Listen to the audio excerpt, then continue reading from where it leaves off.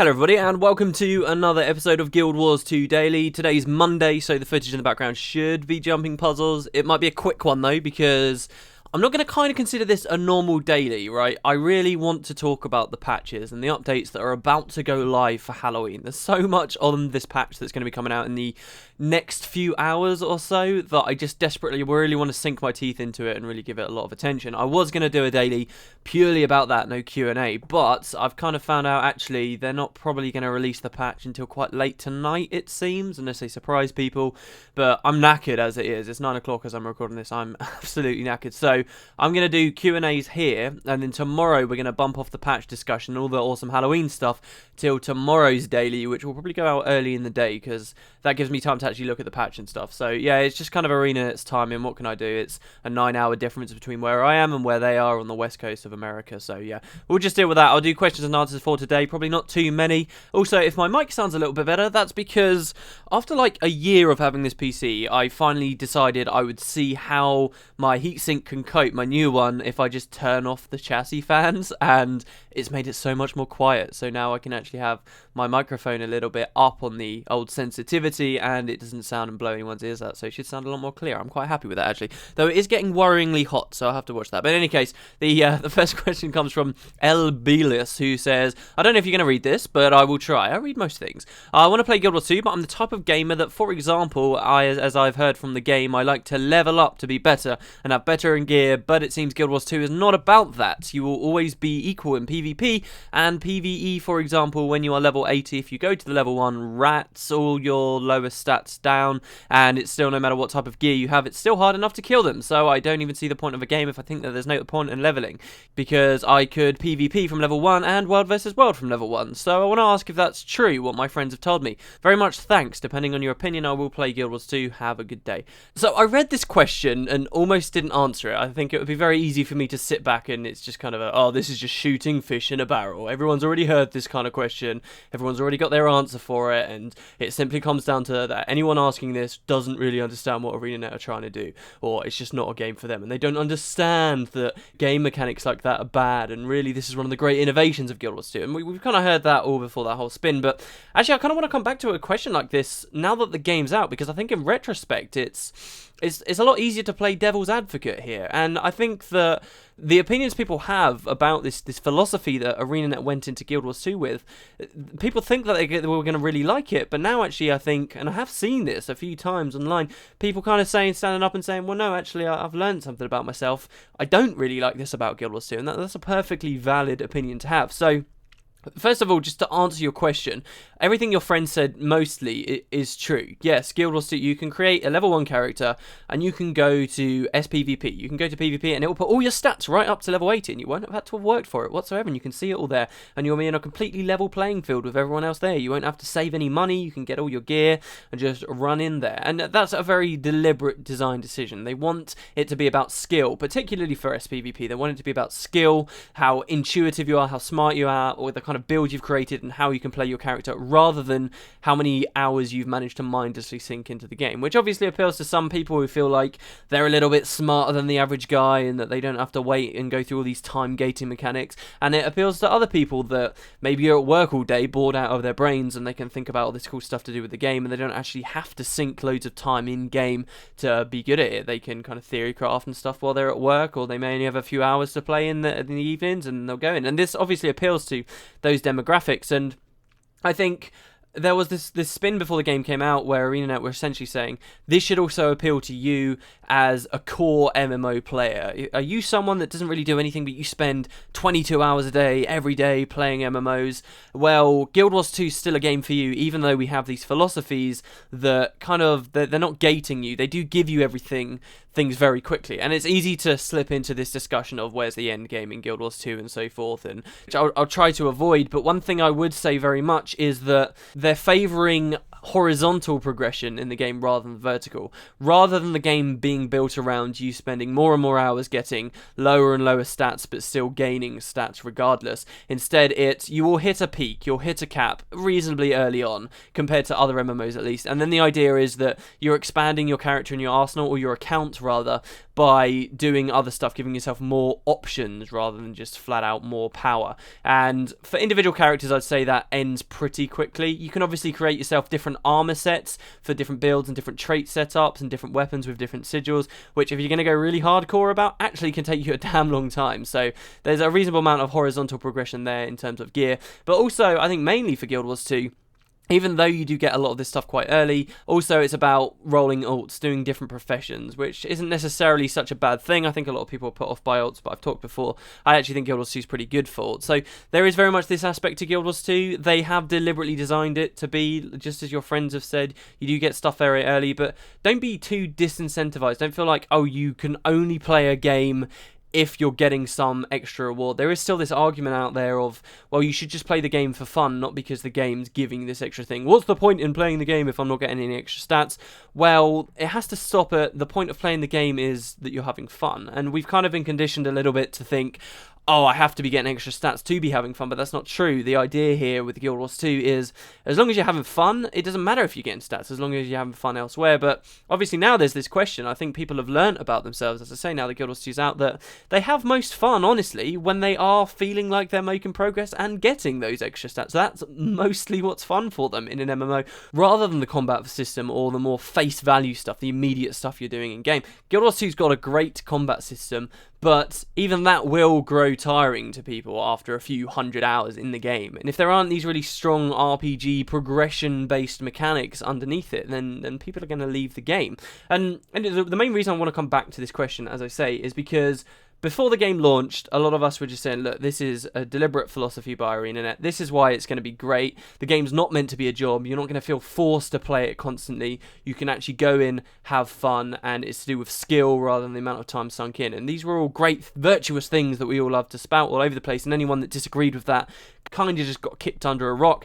But now the game's out, I personally definitely can see that there is something maybe to be had in this kind of chasing carrots on the stick systems. Not something massive. I don't think that Guild Wars 2 is flawed necessarily entirely, but it's been very interesting to go online and read threads from people and forums and posts and about how people have kind of learned about themselves, that they were also, just like me before Guild Wars 2, saying, oh, this is going to be a great thing, and then they kind of realise, actually, no, I prefer a system along the lines of traditional MMOs that allows me to gain ridiculous amounts of power, even if it does become really grindy or I have to spend more and more hours just for a tiny bit. I like this because those hours just make it feel all the more better. And ArenaNet still agree and understand that there are these long-term goals to be had, but the difference now is cosmetic enough? And for a lot of people, that answer seems to be no. No, cosmetic is not enough. I can see that there's all this content, all this grind that I can do in dungeons at the end game, but not for cosmetic stuff. I want stats, otherwise there's no point in doing it. The way I look really doesn't matter that much to me. And maybe this isn't the answer. Maybe this isn't the great innovation, the next step, the thing that Guild Wars 2 did that all future MMOs will follow on. Maybe not. And as I say, people seem to have found this out for themselves. I'm curious actually for you guys. That can be, I don't want to answer a question with a question here, but that can be something I'd love to see your opinions on actually in the comments, whether you've also kind of found this. Maybe you feel like Guild Wars 2 is missing it a little bit. Honestly, there are still some parts of the game that do offer this very kind of strong vertical progression, or I'm going to sink all these hours in, I'm going to get all these stats and to be better than other people, particularly, definitely not for SPVP, but for World versus World. Man, there's a lot of stuff there. Right now, in the current state of the game, if you really do put your head down, get yourself up to max level, the difference between, first of all, a level 1, even though everybody's scaled to about the level 80 kind of strength, the difference between a level 1 in World vs. World and a level 80 in World vs. World is massive. So you do have a huge advantage over people if you have grinded your way up to level 80, if I dare even use that term grind. So there's a massive difference there, but further and more importantly, there's also a really big difference between someone who's just got to level 80 and maybe has very basic armor and weapons and a very basic build, maybe not the keenest of understandings about their class, against another level 80 who has the best equipment, has the best gear, has the right weapons with the right sigils, has all of the right runes on his armor, has the absolute maximum in terms of stats, has a perfect build, fully understands what they're doing, and is going for all of the boons. They've totally equipped themselves out with all the different kind of gem store boosters and food as well. They've got just the right food to match their build perfectly. There is a humongous difference there, to the point where with the current state of the game, you could, in theory, you could still be winning 1v3s, but possibly even more than that if you really know your class and if you really do sink the time in. So there is that aspect there right now.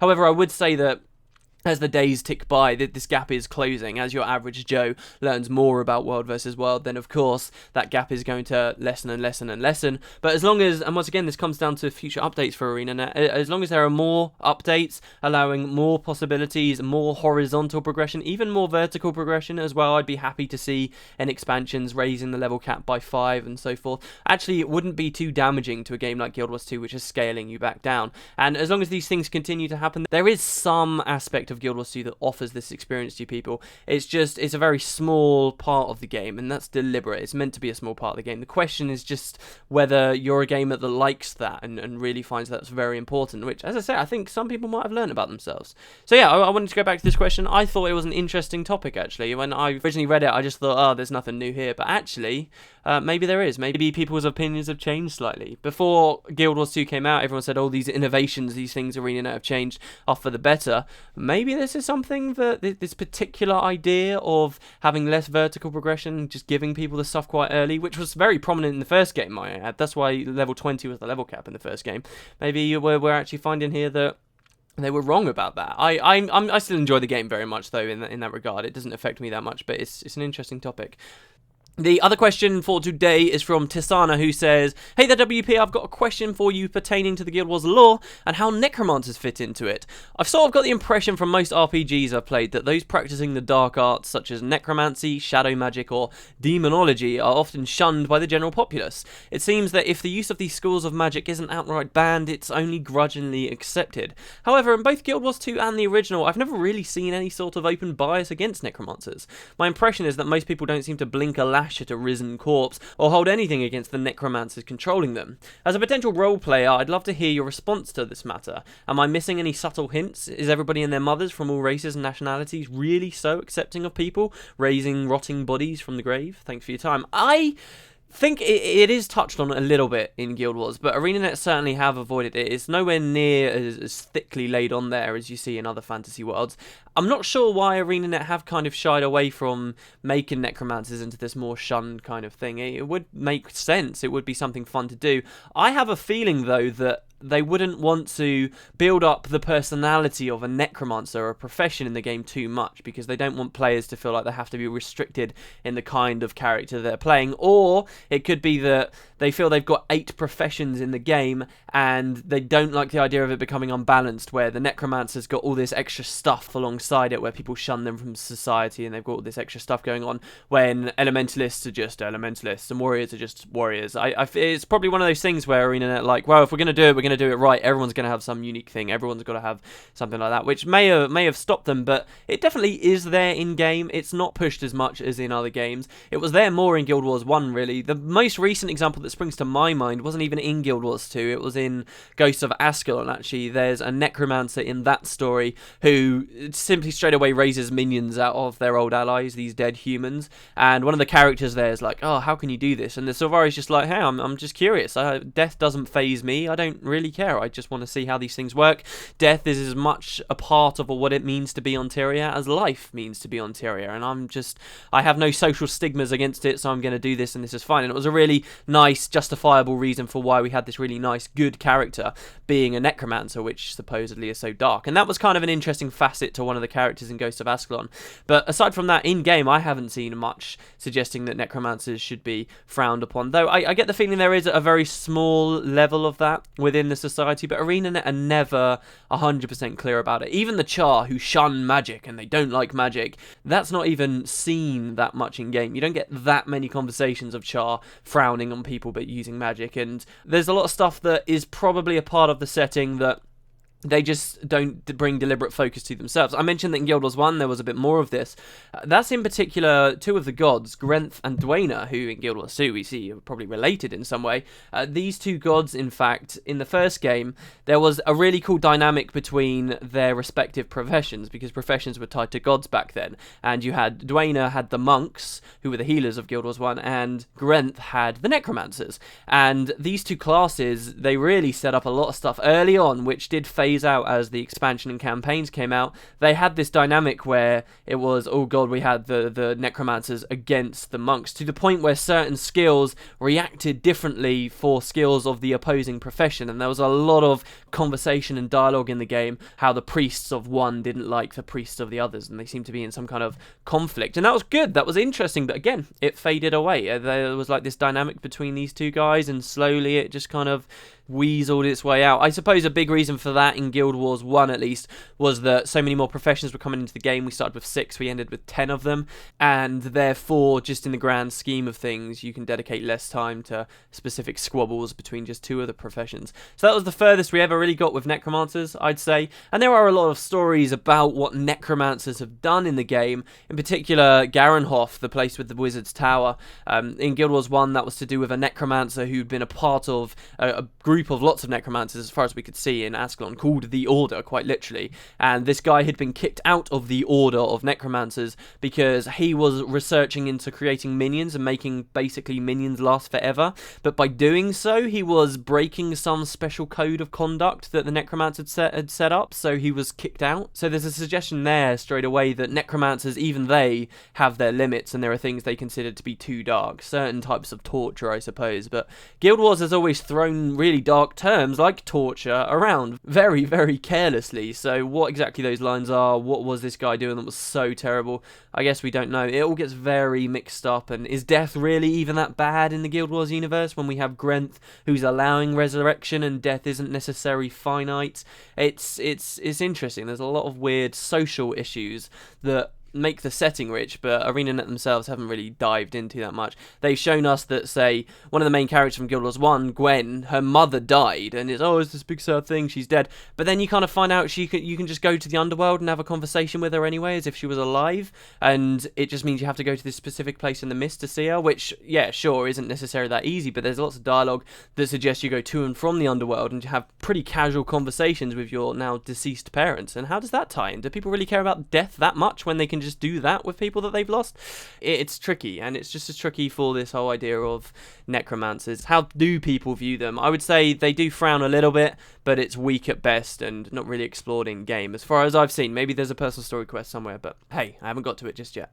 Anyway, there you go guys, that's Guild Wars 2 Daily for today. I'll see you tomorrow, Tuesday, and we'll talk about a lot of this Halloween stuff. It's kind of fitting that I was talking about death there. Yeah, so we'll do the Halloween stuff tomorrow, all the patch notes, and I mean, I've seen the PC Gamer thing. You can find a link in the description if you want. They've already done a hands-on with it. They get access to the dev server down them, so they've been playing it, and you get to see, like, you can mine candy corn and stuff. There's all these new nodes. There's a short bow that I've already seen that looks like a spider, which looks awesome, but most of my day today hasn't really been looking at what little information we've got. It's been working on this other non-Guild Wars 2 thing, which is coming closer. I'm getting a bit nervous about it, but it was that and also leveling up on the Let's Play. So anyway, I'll see you guys tomorrow for Halloween stuff. Thanks very much for watching, and I'll see you next time.